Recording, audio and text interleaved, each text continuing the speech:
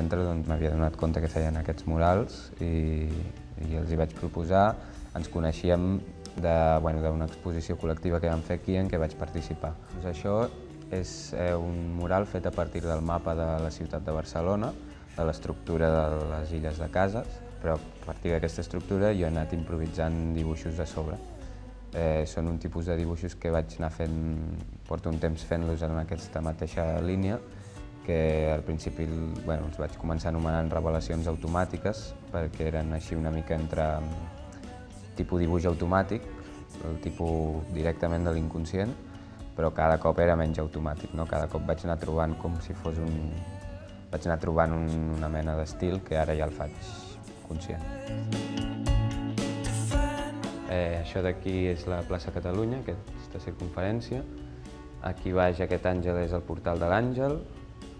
Aquí aquesta línia de foc són les Rambles. Això seria el triangle. Tots els llocs on hi ha aquestes dentadures postisses són boques de metro, a tot arreu del mural on surtin. Pujant per aquí, aquí hi ha la plaça Universitat, aquests quadrats d'aquí, i el que hi ha dalt seria la pròpia universitat. La línia de serps és la Gran Via de les Corts Catalanes.